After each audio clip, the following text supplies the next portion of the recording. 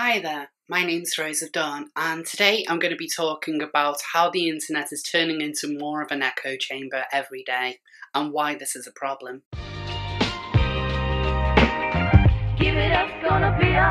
Blocking people online has always been a popular and easy option if you don't want to hear what someone has to say. But what was previously used only against internet trolls and to stop genuine harassment has now expanded to include opinions that could be deemed problematic, regardless of how extreme they may or may not be. The difference between a discussion and targeted harassment should be obvious, but in a hypersensitive world of 2018, there are all too many who see one and two as the same. It's up to an individual what they want to see online, and whilst I would only advocate blocking people if that individual is genuinely harassing someone, I can't tell someone not to put themselves in an echo chamber if that's what they really want. But where this becomes more of an issue is if they decide to sign up to a block list on a platform like Twitter. For those who don't know, a block list is run by someone who decides what is and isn't acceptable to say online and chooses various people to be automatically blocked by those who sign up. A block list I'm included on is Turf Blocker, so named because the list blocks who the owner considers to be a trans-exclusionary radical feminist. You may be thinking trans people being on a gender-critical block list is strange, particularly with the trans activist narrative being that you should listen to trans people. And you're absolutely right. It is strange that I'm included as I'm neither transsexual exclusionary nor a radical feminist. I often run into users who have signed up to it, which naturally includes people such as the currently suspended NUS trans officer Jess Bradley, Lily Madigan, and the C-list celebrity India Willoughby, who was put on the list herself after saying gender dysphoria is a medical condition on television. But a particularly concerning account that signed up to this is the NUS's LGBT campaigns. Unlike Willoughby or our good friend Bradders, the NUS LGBT campaign is not an individual. They're supposed to represent thousands of their members who come from a variety of backgrounds and take a variety of positions on multiple topics. The block list, which comes from outside the NUS no less, is deciding which of their students are able to contact those who claim to represent them. There will be lesbian and gay students and even intersex students who are being excluded because of this. But the block list gets quite strange when you see some of the so-called trans-exclusionary radical feminists that are included on Turf Blocker, which features David Cameron, Donald Trump and Jacob Rees-Mogg. Count Dankula is also blocked, despite his well-documented love of traps. And imagine my shock, even that well-known lover of feminism Paul Joseph Watson is included. It also features Starbucks, Disney and an account dedicated to puppies.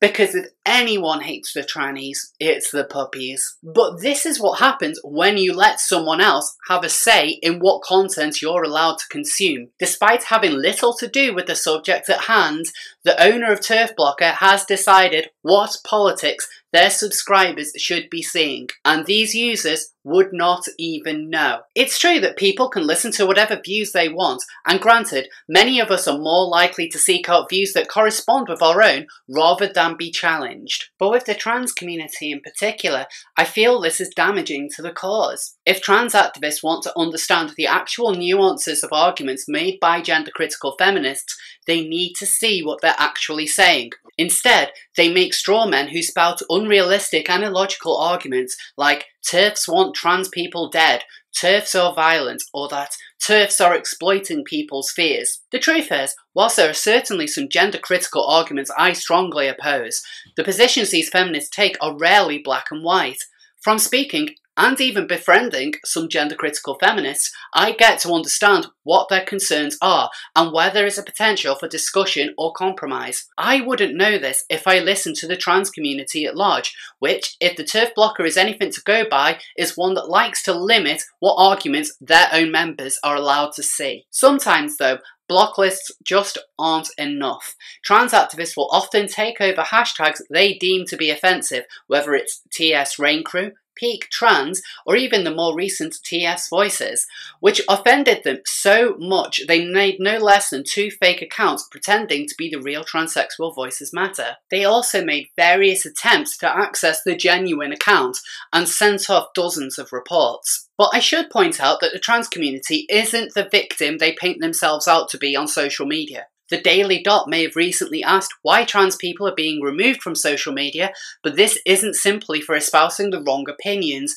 but usually encouraging violence against those they deem to be TERFs. Amazingly, the article states that trans activists believe gender-critical feminists are actually making a move to silence them online, which is the cause of the bannings. I've yet to see any evidence to suggest this is true, just the opposite in fact. For example, back in July, Facebook would automatically remove links to Women's Place UK following a meeting that took place in Brighton. Facebook eventually fixed the issue following a backlash, but this was already a worrying sign of things to come. Of course, it isn't just block bots which are limiting what we can see on social media.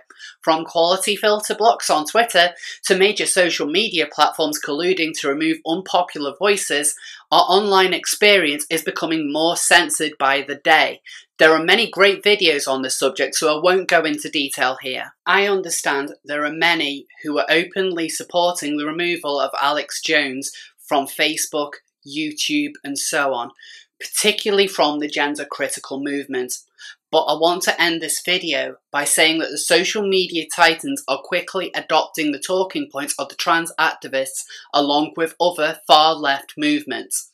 One day soon, you'll find yourselves being removed from Twitter, Facebook, YouTube, the internet for speaking out against the rising tide. Do not champion the silencing of voices just because you disagree with them. One day, this will affect you. So what are your thoughts on the matter? Please let me know in the comments, and thank you for watching. Please be sure to like, subscribe, and also follow me on Twitter, and I'll see you all next time.